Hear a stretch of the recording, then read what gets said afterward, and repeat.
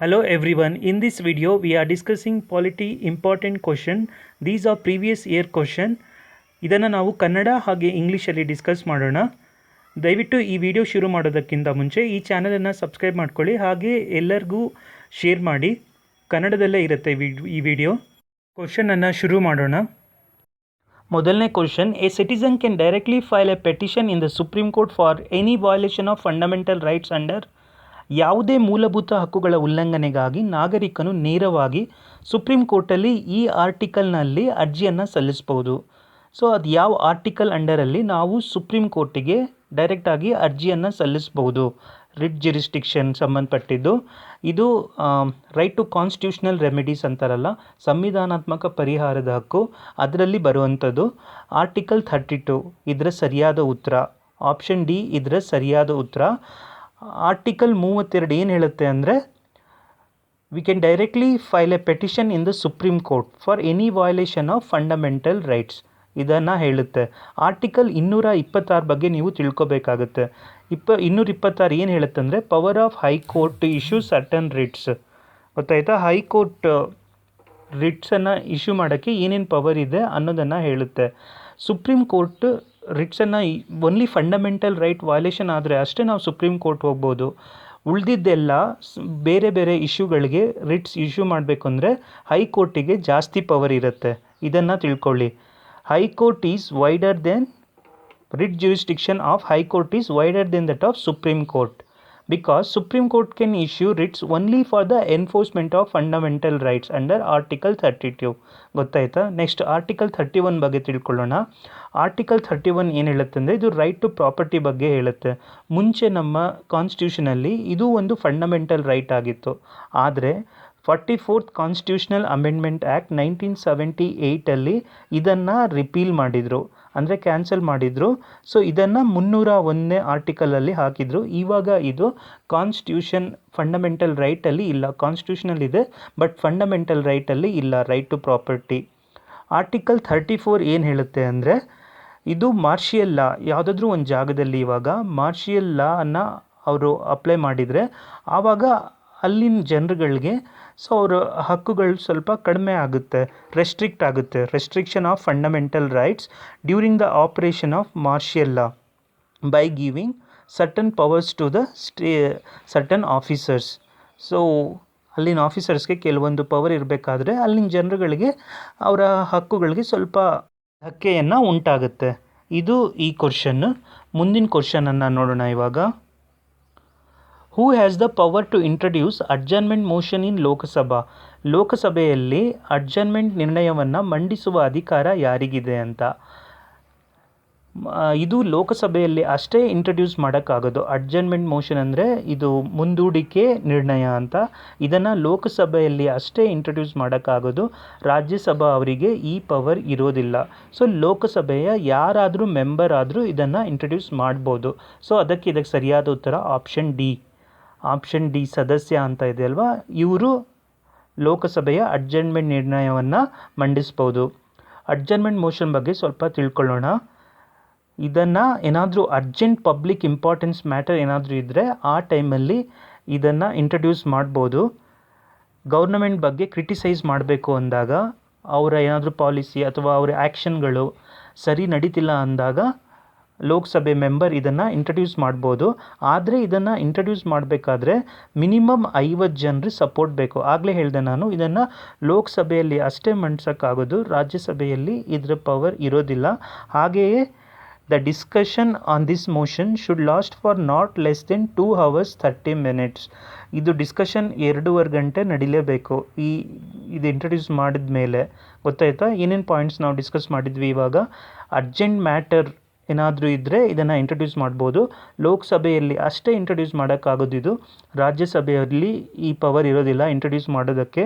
ಹಾಗೆಯೇ ಈ ಮೋಷನನ್ನು ಇಂಟ್ರಡ್ಯೂಸ್ ಮಾಡಬೇಕಾದ್ರೆ 50 ಜನರ ಮೆಂಬರ್ನ ಪರ್ಮಿಷನ್ ಬೇಕು, ಹಾಗೆ ಸೈನ್ ಬೇಕು. ಹಾಗೆ ನೆಕ್ಸ್ಟ್ 2.5 ಗಂಟೆ ಡಿಸ್ಕಷನ್ ನಡಿಬೇಕು. ಮಿನಿಮಮ್ 2.5 ಗಂಟೆಗಿಂತ ಕಡಿಮೆ ಡಿಸ್ಕಷನ್ ನಡೆಯೋ ಹಾಗೆ ಇಲ್ಲ.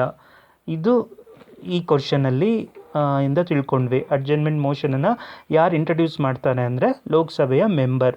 ಆ ಥರ ಆಪ್ಷನ್ನು ಕೇಳ್ಬೋದು ಅವರು, ಲೋಕಸಭೆ ಮೆಂಬರ್, ರಾಜ್ಯಸಭಾ ಮೆಂಬರ್ ಅಂತ.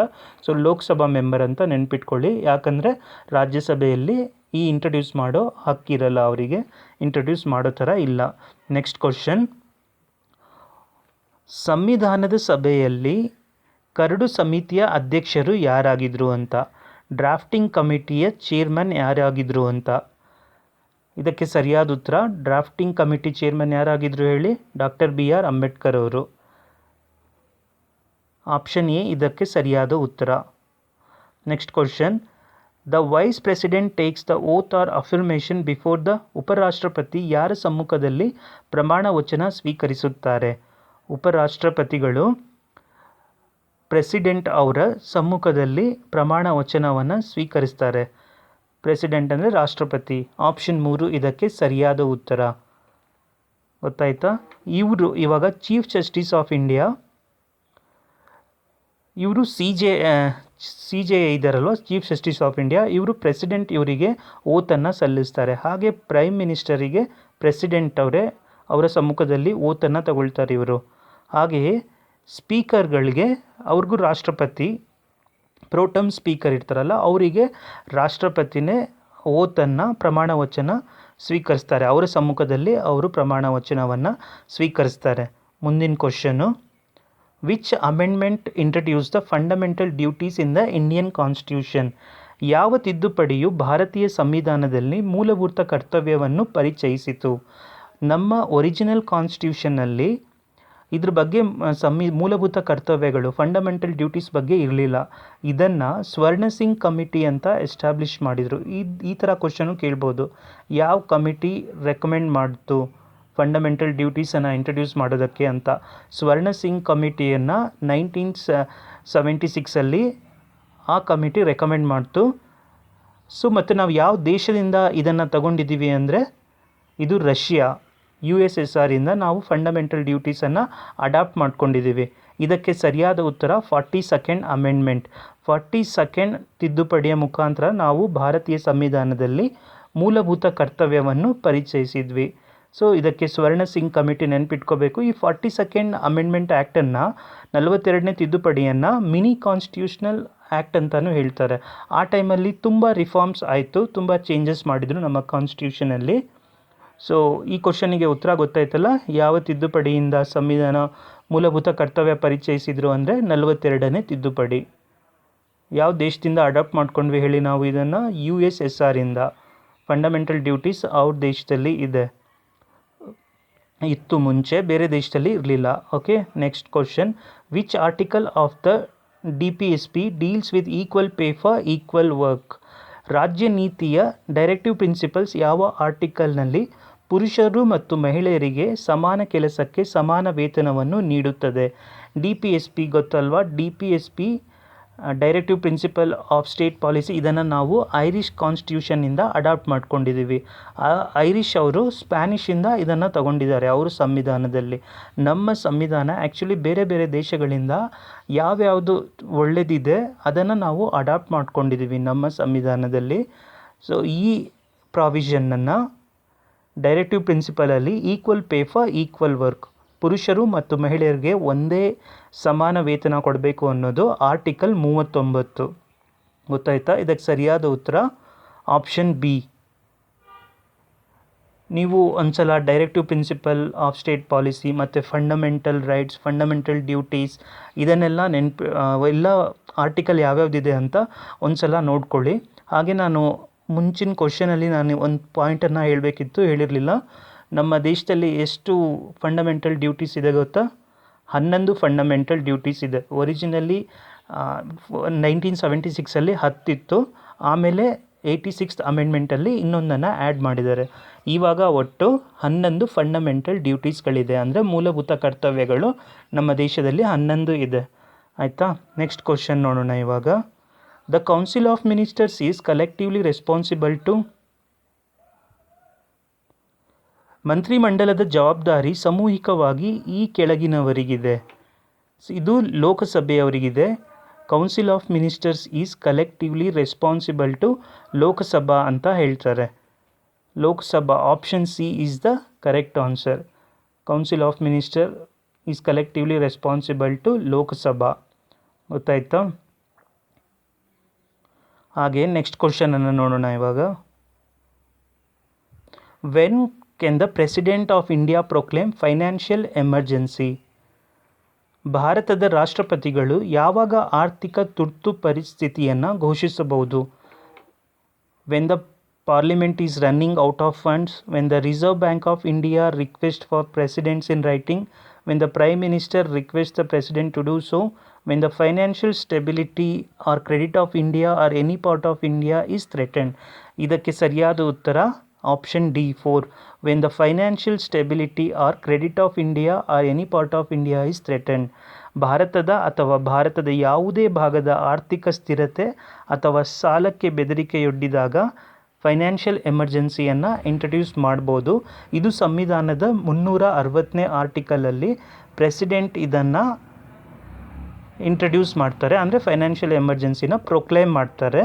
ನಮ್ಮ ಭಾರತದಲ್ಲಿ ಇದುವರೆಗೂ ಒಂದ್ಸಲನೂ ಫೈನಾನ್ಷಿಯಲ್ ಎಮರ್ಜೆನ್ಸಿಯನ್ನು ಇಂಟ್ರಡ್ಯೂಸ್ ಮಾಡಿಲ್ಲ. ಹಾಗೆಯೇ ನ್ಯಾಷನಲ್ ಎಮರ್ಜೆನ್ಸಿ ಬಗ್ಗೆ ಗೊತ್ತಾ? ಯಾವ ಆರ್ಟಿಕಲ್ ಅದು? ಆರ್ಟಿಕಲ್ 352 ಮತ್ತು 356 ಸ್ಟೇಟ್ ಎಮರ್ಜೆನ್ಸಿ. ನೆಕ್ಸ್ಟ್ ಕ್ವಶನ್ ನೋಡೋಣ. Indian citizenship can not be acquired by. ಭಾರತೀಯ ಪೌರತ್ವ ಪಡೆಯಲು ಈ ಕೆಳಗಿನ ಪ್ರಕ್ರಿಯೆಯಿಂದ ಸಾಧ್ಯವಿಲ್ಲ. ನಾವು ರಿಜಿಸ್ಟ್ರೇಷನಿಂದ ಪಡಿಬೋದು, ಡಿಸೆಂಟಿಂದನೂ ಪಡಿಬೋದು, ಹಾಗೆ ನ್ಯಾಚುರಲೈಸೇಷನಿಂದನೂ ಪಡಿಬೋದು. ಅಂದರೆ ನೋಂದಣಿಯಿಂದ ಪಡಿಬೋದು, ವಂಶಾವಳಿಯಿಂದನೂ ಪಡಿಬೋದು, ನೈಸರ್ಗೀಕರಣದಿಂದ ಪಡಿಬೋದು. ಆದರೆ ಅಕ್ವೈರಿಂಗ್ ಪ್ರಾಪರ್ಟಿಯಿಂದ ನಾವು ಸಿಟಿಸನ್ಶಿಪ್ಪನ್ನು ಅಕ್ವೈರ್ ಮಾಡೋದಕ್ಕೆ ಆಗಲ್ಲ. ಸೊ ಅದಕ್ಕೆ ಈ ಕ್ವಶನ್ಗೆ ಸರಿಯಾದ ಉತ್ತರ ಆಪ್ಷನ್ ಬಿ, ಆಸ್ತಿಯನ್ನು ಪಡೆಯೋದು ಅಥವಾ ಅಕ್ವೈರಿಂಗ್ ಪ್ರಾಪರ್ಟಿ ಅಂತ. ರೀಸೆಂಟ್ಲಿ ಸಿಟಿಜನ್ಶಿಪ್ ಅಮೆಂಡ್ಮೆಂಟ್ ಆ್ಯಕ್ಟ್ ಬಂತು. ಈ ಆ್ಯಕ್ಟ್ ಏನು ಹೇಳುತ್ತೆ ಅಂದರೆ, ಮೈನಾರಿಟೀಸು ನಮ್ಮ ನೇಬರಿಂಗ್ ಕಂಟ್ರೀಸಿಂದ ಲೈಕ್ ಪಾಕಿಸ್ತಾನ, ಬಾಂಗ್ಲಾ, ಅವರು ನಮ್ಮ ದೇಶದಲ್ಲಿ ಸಿಟಿಸನ್ಶಿಪ್ಪನ್ನು ತಗೋಬೋದು ಅಂತ. ಸೊ ಯಾವ್ಯಾವ ದೇಶಗಳು ಕಮೆಂಟ್ ಸೆಕ್ಷನಲ್ಲಿ ಮೆನ್ಷನ್ ಮಾಡಿ. ನೆಕ್ಸ್ಟ್ ಕ್ವಶನ್, ಯಾವ್ಯಾವ ದೇಶಗಳಿಗೆ ಇದು ಕೊಟ್ಟರು ಅಂತ ನಾಗರಿಕರು ಕೊಡ್ತಿದ್ದಾರೆ. ಸೊ ಇದನ್ನು ಕಾಮೆಂಟಲ್ಲಿ ಮೆನ್ಷನ್ ಮಾಡಿ. ಹಾಗೆ ನೆಕ್ಸ್ಟ್ ಕ್ವಶನನ್ನು ನೋಡೋಣ. Which of the following falls in the state list under Indian constitution? ನಮ್ಮ ಕಾನ್ಸ್ಟಿಟ್ಯೂಷನಲ್ಲಿ 7 ಶೆಡ್ಯೂಲ್ ಏನು ಹೇಳುತ್ತೆ ಅಂದರೆ, ಲಿಸ್ಟ್ಗಳು ಹೇಳುತ್ತೆ. 3 ಲಿಸ್ಟ್ ಬರುತ್ತೆ ಅದರಲ್ಲಿ. ಯೂನಿಯನ್ ಲಿಸ್ಟ್, ಸ್ಟೇಟ್ ಲಿಸ್ಟ್ ಮತ್ತು ಕನ್ಕರೆಂಟ್ ಲಿಸ್ಟ್ ಅಂತ ಬರುತ್ತೆ. ಯೂನಿಯನ್ ಲಿಸ್ಟಲ್ಲಿ ಲಾ ಯಾರು ಮಾಡ್ತಾರೆ ಅಂದರೆ, ಯೂನಿಯನ್ ಲಿಸ್ಟು ಸೆಂಟ್ರಲ್ ಗೌರ್ನಮೆಂಟ್ ಮಾಡುತ್ತೆ. ಸ್ಟೇಟ್ ಲಿಸ್ಟಲ್ಲಿ ರಾಜ್ಯ ಸರ್ಕಾರ ಮಾಡುತ್ತೆ. ಹಾಗೆ ಕನ್ಕರೆಂಟ್ ಲಿಸ್ಟಲ್ಲಿ ರಾಜ್ಯ ಸರ್ಕಾರ ಮತ್ತು ಕೇಂದ್ರ ಸರ್ಕಾರ ಇಬ್ಬರು ಲಾವನ್ನು ಮಾಡ್ಬೋದು. ಆದರೆ ಇನ್ ಕೇಸ್ ಆಫ್ ಕನ್ಫ್ಲಿಕ್ಟ್ ಆ ಟೈಮಲ್ಲಿ ಸೆಂಟ್ರಲ್ ಗೌರ್ನಮೆಂಟ್ ಅವ್ರದ್ದು ನಡೆಯುತ್ತೆ. ಗೊತ್ತಾಯ್ತಾ? ಈ ಕ್ವಶನಲ್ಲಿ ಸ್ಟೇಟ್ ಲಿಸ್ಟ್ ಸಂಬಂಧಪಟ್ಟಿದ್ದು ಯಾವುದು ಅಂತ ಕೇಳ್ತಿದ್ದಾರೆ. ಆಪ್ಷನ್ ಬಿ ಆಗುತ್ತೆ, ಅಗ್ರಿಕಲ್ಚರ್ ಸ್ಟೇಟ್ ಲಿಸ್ಟಲ್ಲಿ ಬರುತ್ತೆ. ಗೊತ್ತಾಯ್ತಾ? The president gives his or her resignation to. ರಾಷ್ಟ್ರಪತಿಯವರು ತಮ್ಮ ರಾಜೀನಾಮೆಯನ್ನು ಯಾರಿಗೆ ನೀಡ್ತಾರೆ ಅಂತ? ರಾಷ್ಟ್ರಪತಿಯವರು ತಮ್ಮ ರಾಜೀನಾಮೆಯನ್ನು ವೈಸ್ ಪ್ರೆಸಿಡೆಂಟ್, ಉಪರಾಷ್ಟ್ರಪತಿಯವರಿಗೆ ನೀಡ್ತಾರೆ. ಸೊ ಅದಕ್ಕೆ ಸರಿಯಾದ ಉತ್ತರ ಆಪ್ಷನ್ ಎ ಆಗುತ್ತೆ. Next question, as per the constitution the council of ministers of the national capital territory of Delhi shall consist of not more than dash of the total members of the legislative assembly. ಸಂವಿಧಾನದ ಪ್ರಕಾರ ದೆಹಲಿಯ ರಾಷ್ಟ್ರೀಯ ರಾಜಧಾನಿ ಪ್ರದೇಶದ ಮಂತ್ರಿಗಳ ಮಂಡಲವು ಶಾಸನ ಸಭೆಯಲ್ಲಿರುವ ಒಟ್ಟು ಸದಸ್ಯರ ಡ್ಯಾಶ್ಗಿಂತ ಹೆಚ್ಚಿರಬಾರದು. ಇದು ಯೂಶ್ವಲಿ ಬೇರೆ ಕಡೆ ಆದರೆ 15%, ಬೇರೆ ರಾಜ್ಯಗಳಲ್ಲಿ 15%, ಆದರೆ ಡೆಲ್ಲಿ NCRಲ್ಲಿ ಇದು 10% ಆಗುತ್ತೆ.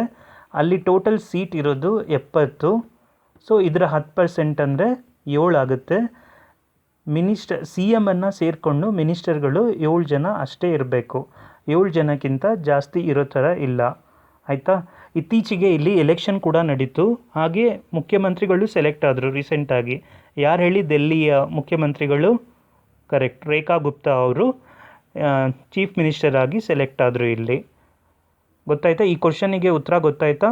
ಸಂವಿಧಾನದ ಪ್ರಕಾರ ದೆಹಲಿಯ ರಾಷ್ಟ್ರೀಯ ರಾಜಧಾನಿ ಪ್ರದೇಶದ ಮಂತ್ರಿಗಳ ಮಂಡಳಿಯ ಶಾಸನ ಸಭೆಯಲ್ಲಿರುವ ಒಟ್ಟು ಸದಸ್ಯರು 10%ಗಿಂತ ಜಾಸ್ತಿ ಇರಬಾರ್ದು ಅಂತ ಈ ಕ್ವಶನ್ ಹೇಳಿದ್ದು.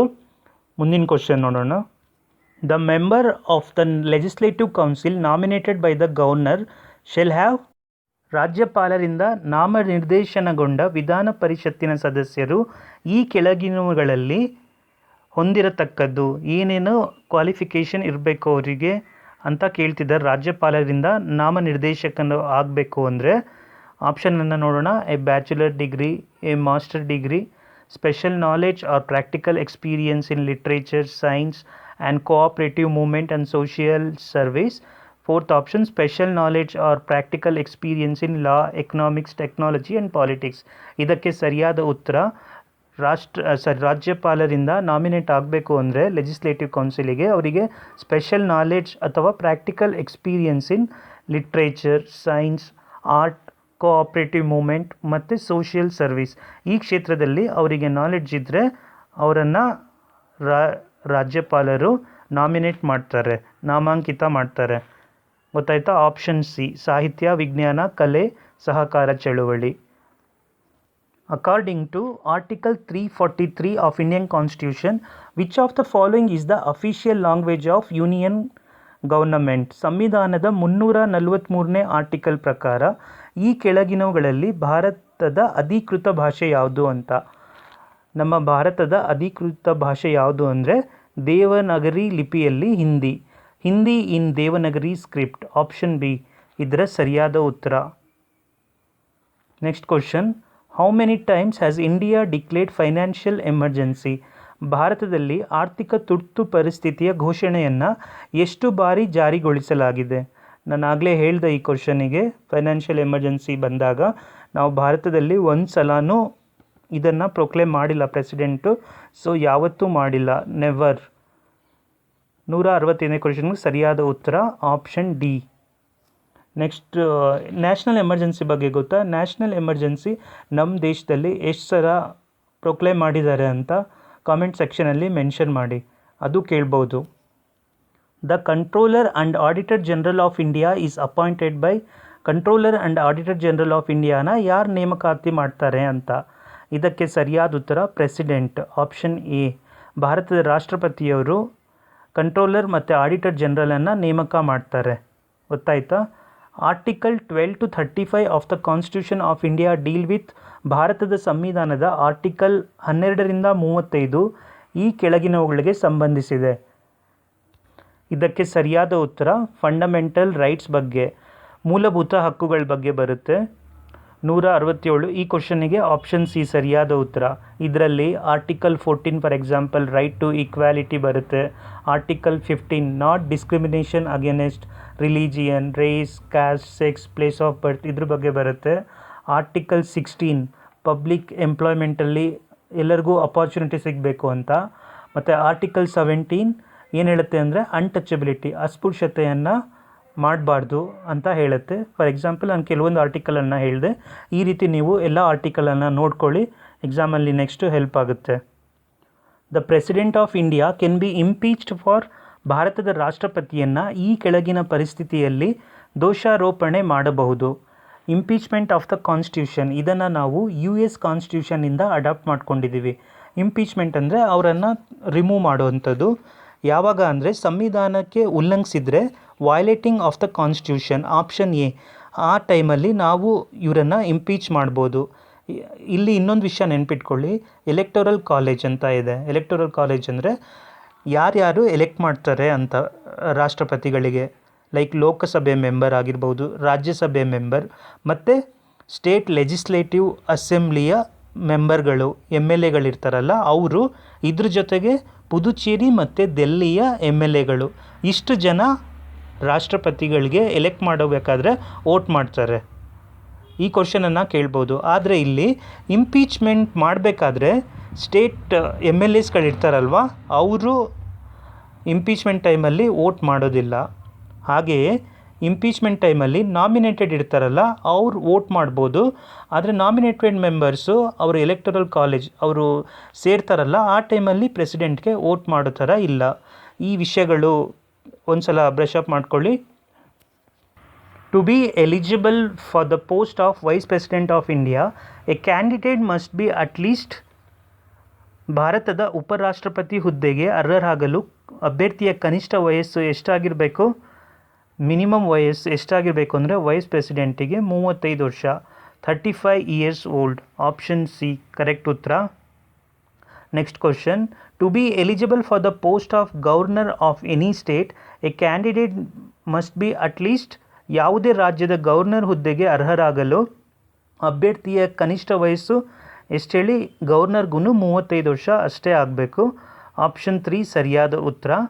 ಮತ್ತು ಎಲೆಕ್ಷನಲ್ಲಿ ಪಾರ್ಟಿಸಿಪೇಟ್ ಮಾಡಬೇಕಾದ್ರೆ ಎಷ್ಟು ವರ್ಷ ಇರಬೇಕು ಹೇಳಿ? ಮೊದಲಿಗೆ ಇದು 21 ಇಯರ್ ಇತ್ತು, ಆಮೇಲೆ ಕಾನ್ಸ್ಟಿಟ್ಯೂಷನಲ್ ಅಮೆಂಡ್ಮೆಂಟಿಂದ 18 ಇಯರ್ ಮಾಡಿದ್ದಾರೆ. ಪ್ರೆಸೆಂಟ್ಲಿ ಎಷ್ಟಂದರೆ ಓಟಲ್ಲಿ ಪಾರ್ಟಿಸಿಪೇಟ್ ಮಾಡಬೇಕಂದ್ರೆ 18 ಇಯರ್ಸ್ ಬೇಕು. ಹಾಗೆಯೇ ಗ್ರಾಮ ಪಂಚಾಯತಲ್ಲಿ ಕಂಟೆಸ್ಟ್ ಮಾಡಬೇಕಂದ್ರೆ ಎಷ್ಟು ವರ್ಷ ಆಗಿರಬೇಕು? 21 ವರ್ಷ ಇರಬೇಕು. ಹಾಗೆಯೇ MLA ಮತ್ತು MP ಆಗಬೇಕು ಅಂದರೆ ಲೋಕಸಭಾ ಮತ್ತು ರಾಜ್ಯಸಭೆಯಲ್ಲಿ ಎಷ್ಟೆಷ್ಟು ವರ್ಷ ಇರಬೇಕು ಅಂತ ಕಾಮೆಂಟ್ ಸೆಕ್ಷನಲ್ಲಿ ಮೆನ್ಷನ್ ಮಾಡಿ. Next question, who is the ex officio chairman of Rajya Sabha? ರಾಜ್ಯಸಭೆಯ ಪದನಿಮಿತ್ತ ಅಧ್ಯಕ್ಷರು ಯಾರಿರ್ತಾರೆ ಹೇಳಿ? ವೈಸ್ ಪ್ರೆಸಿಡೆಂಟ್ ಆಫ್ ಇಂಡಿಯಾ, ಅವರೇ ex officio chairman of Rajya Sabha. So option B ಸರಿಯಾದ ಉತ್ತರ. ಮುಂದಿನ question, according to article 75 the prime minister is appointed by, ನಾನು ಆಗಲೇ ಹೇಳಿದೆ ಪ್ರೈಮ್ ಮಿನಿಸ್ಟರು ಯಾರಿಂದ ಅಪಾಯಿಂಟ್ ಆಗಿರ್ತಾರಂತ? ಪ್ರೆಸಿಡೆಂಟ್ ಆಫ್ ಇಂಡಿಯಾ, ರಾಷ್ಟ್ರಪತಿಯವರು ಪ್ರಧಾನಮಂತ್ರಿಯವರನ್ನು ನೇಮಿಸ್ತಾರೆ. ಗೊತ್ತಾಯ್ತಾ? ಮುಂದಿನ question, what does the Ashoka wheel of national flag signify? ರಾಷ್ಟ್ರಧ್ವಜದಲ್ಲಿರುವ ಅಶೋಕ ಚಕ್ರವು ಏನನ್ನು ಸೂಚಿಸುತ್ತದೆ ಅಂತ? ಇದು ಲಾ ಆ್ಯಂಡ್ ರೈಟಿಯಸ್ನೆಸ್, ಕಾನೂನು ಮತ್ತು ಸದಾಚಾರವನ್ನು ಸೂಚಿಸುತ್ತೆ.